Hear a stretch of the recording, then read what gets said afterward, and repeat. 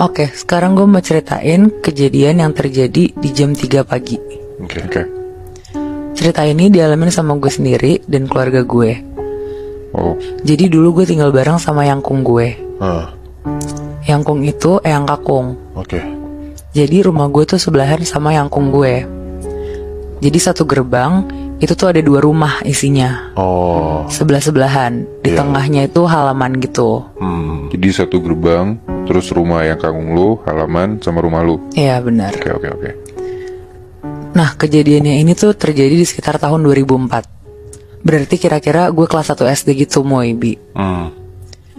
Nah, rumahnya ini tuh kayak rumah tua.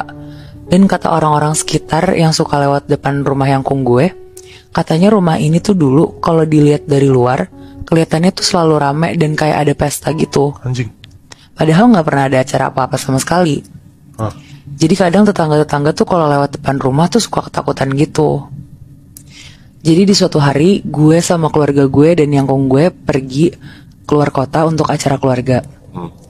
Jadi di rumah itu tuh cuma ada mbak gue dan mbaknya yangkung gue. Rumah yangkung gue dijagain sama mbaknya yangkung gue, dan rumah gue dijagain sama mbak gue. Berarti masing-masing satu rumah, satu pembantu ya? Iya.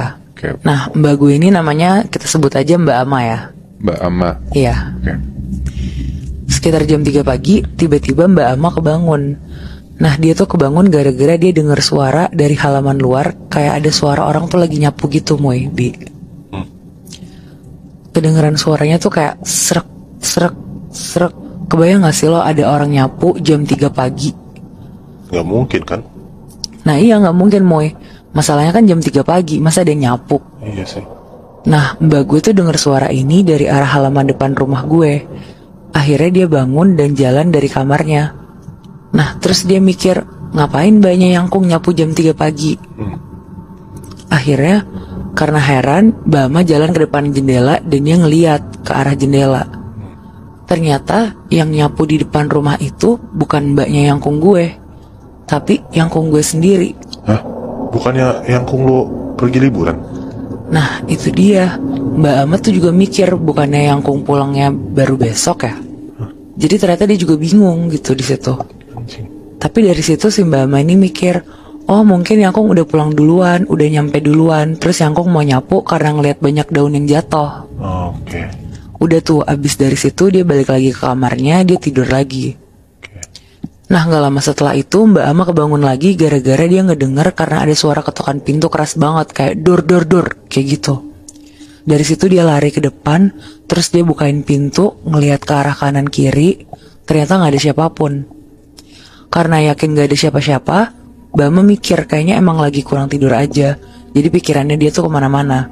Setelah nenangin diri, akhirnya Mbak Ama coba tidur lagi. Terus masuk di malam kedua, Mbak Ama yang masih sendirian di rumah ini kebangun dengar suara ketukan yang sama lagi kayak semalam, Moy, Bi. Di jam yang sama juga? Di jam yang sama juga, jam 3 pagi. Karena Mbak Ama mikir keluarga gue udah pulang, akhirnya dia lari untuk cepat-cepat ngebukain pintu. Pas dia buka pintunya, dia tuh cuma bisa diem gak bergerak. Ternyata di depannya ada sebuah sosok gede banget di bawah pohon, di tengah halaman, lagi ngeliatin dia. Pas dia lihat tangannya tuh lagi nunjuk ke arah belakang rumah yangkung. Anjing. Kali ini dia tuh ngerasa yakin kalau dia tuh nggak lagi capek atau kurang tidur, karena yang ngeliat tuh jelas banget. Sosok apa, Nat? Si Mbak Ama ini tuh nggak bisa ngeliat jelas, Moy, karena dia udah keburu ketakutan duluan. Dia cuma ngeliat sosok ini, badannya besar dan nunjuk ke arah rumah yangkung gue. Tapi karena dia takut, dia langsung cepet-cepet masuk ke rumah. Keesokan paginya, Mbak Ama langsung nelfon nyokap gue dan ceritain tentang sosok apa yang dia lihat semalam. Nyokap gue langsung ngasih tahu bokap gue buat mastiin ini tuh kenapa. Kebetulan bokap gue emang bisa ngeliat hal-hal kayak gitu dan bisa komunikasi juga. Akhirnya kita sekeluarga gak lama pulang untuk mastiin ada apa di rumah. Dan bokap gue nitip pesan ke mbak gue untuk di dalam rumah aja, gak usah keluar rumah. Akhirnya mbak gue tuh bener-bener ngelakuin, dia di dalam rumah aja, gak keluar-keluar rumah, dia kunci pintunya. Sampai akhirnya satu keluarga gue udah sampai rumah, si Mbak Ama udah mulai tenang nih. Sampai malamnya pas Mbak Ama lagi tidur, dia denger suara ketukan lagi, Moy, Bi. Pintu rumah gue digedor-gedor, dan pas Mbak Ama kebangun dan lihat jam, ya bener aja itu jam 3 pagi lagi. Tapi kali ini dia gak berani untuk bukain pintu. Ya lo bayangin aja Moy, udah ketiga kalinya dalam 3 malam berturut-turut mbak gue denger jam 3 pagi pintu rumah gue digedor-gedor. Lo inget kan di malam kedua mbak gue ngeliat sosok yang kemarin? Di situ dia gak berani untuk ngeliat siapa yang gedor-gedor.